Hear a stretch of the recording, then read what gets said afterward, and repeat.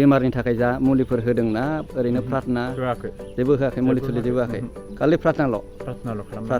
Prize द lord गिबियाव फाइसोरखौ हामबायदों आरो बे भिडिअखौ नायगिरि साफ्रोमखौबो आंनि गोसोनि गोजोननायखौ जासिहरबाय। बे समाव आं नोंथांमोननो मोनसे गोदान भिडिअ लाबोदों। बे भिडिअआनो जाहैबाय जाय जोहोलावा गोबांथार डक्टरफोर अजाफोर हमब्लाबो गावनि उदैनि बेरामखौ सोखाजानाय मोनाखैमोन आरो गोबांथार उसुखुथु बुंनायाव बियो साधारन जानो हागौ खिन्थु गोबांथार बियो देहायाव खस्थ' मोनदों। बिथाङा केपिसि मिनिस्ट्रि गस्पेल चेनेलखौ नायनानै गोबांथार बेराम सोखाजानाय फाग्ला फाग्लि हामनाय गोबांथार बिदिनो टेस्टिमनिफोर दङ।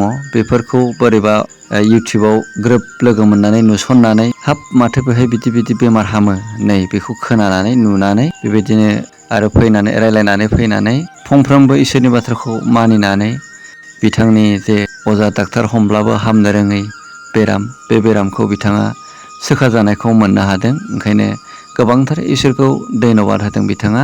दा फैदो जोङो बिथांनि गावनि खुगाजों होनाय टेस्टिमनिखौ जों खोनासंलांनि। नोंनि मुङा मामोन?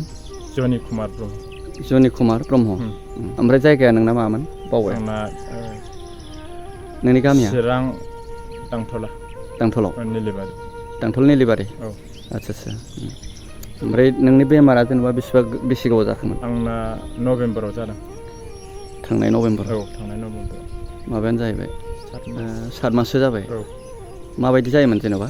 आङो बिदिनो आवगोलाव सिगाङाव गोदनाया साग्रोदोंमोन आंना टन्सिलाव। औ। ओमफ्राय बिनि एन्टिबाय'टिक मुलि जादोंमोन डाक्टारनाव देखायनानै ओमफ्राय बे हामबाय। हामनानै ओमफ्राय उदैया सालाया एकदम सुखुवा मोनो। ओमफ्राय आङो उदैयाबो सुखुवा मोनो। ओमफ्राय बे डाक्टारनो देखायहैफिनदोंमोन आङो। ओमफ्राय डाक्टारा होनदों गेस जादों, गेसनि टेब्लेट हरबाय।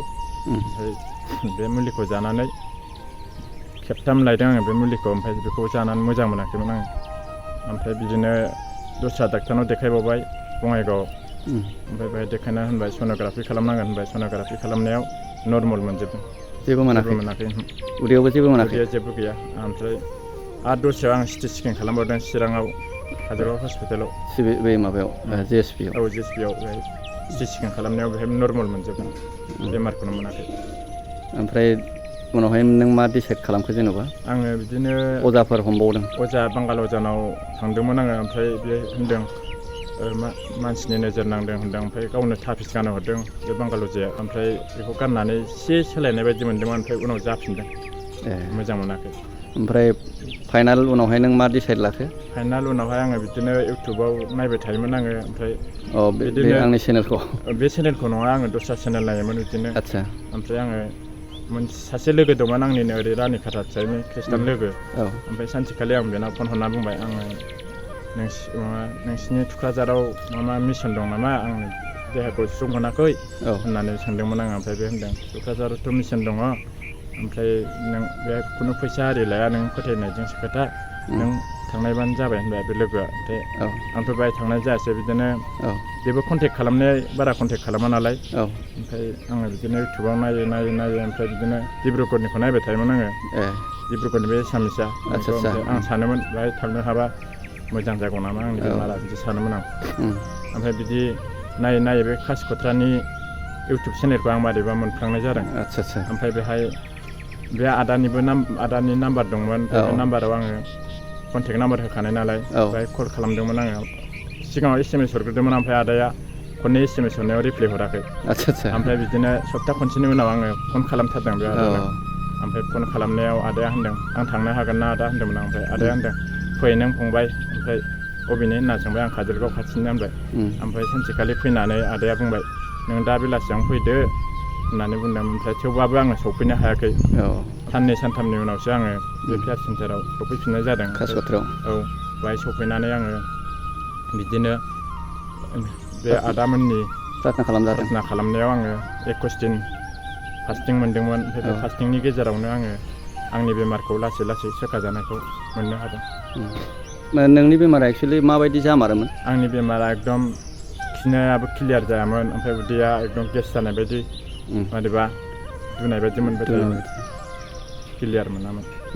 ओमफ्राय जानायाबो जानो हायोमोन। ओमफ्राय खिनायानो क्लियार जायामोन।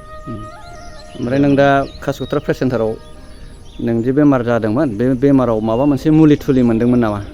जेनेबा नोंनो जानो होनाय बेमारनि थाखाय जा मुलिफोर होदोंना ओरैनो प्रार्थना होआखै जेबो होआखै मुलि थुलि जेबो होआखै खालि प्रार्थनाल' खालामना ओमफ्राय उदै बासिनाय ना होदों। औ उदै बासिनाय ओमफ्राय कासिकत्रा प्रेयार सेन्टाराव थाग्राफ्रा आर'ज खालामबाय आर'ज खालामना होदों मोनायावबो औ मोनानि ओमफ्राय फुङाव खालामना होदों औ थेंक इउसै बेबायदि जोंनि इउटुब चेनेलाव नोंथाङा बेबायदि गावनि इसोरजों सोखाजानायखौ सायख'होनायनि थाखाय धन्यबादसै।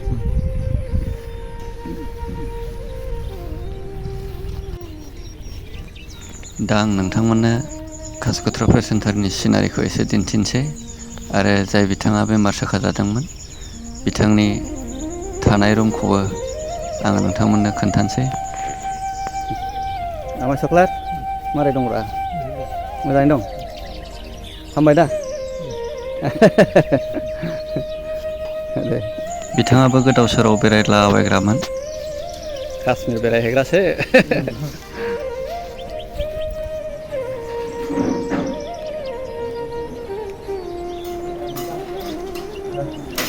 फोसाबनाङालै बेयावनो थायोना ओमफ्राय नों हारसिं थादों? औ नोंबो माबानि काजलगावनि ना? औ दे बावनो थादों बिथांमोनहा 21 दिन उदै बासिनानै बिथाङा सोखाजानायखौ मोनबाय। बे भिडिअखौ नायगिरि नोंथांमोन सोरबाफोर बेबायदिनो गोबांथार बेमार आजार जब्रामथाजों सैनांनाय डक्टर अजा हमब्लाबो आग्रो मोनै थाखा फैसा गारबाबो आग्रो मोनैफोर जेरावबो राहा गोथे जानायफोर इसोरा नोंथांमोनखौ लिंहरदों। नोंथांमोनहा राहा मोनाखैबा बेबायदिनो कासिकत्रा प्रेयार सेन्टाराव कन्टेक्ट नाम्बार लानानै नोंथांमोनहाबो इसोरनिफ्राय सोखाजानायखौ लाफैनो हागोन। आङो डिसक्रिपसनाव कन्टेक्ट नाम्बारखौ होनानै दोनगोन।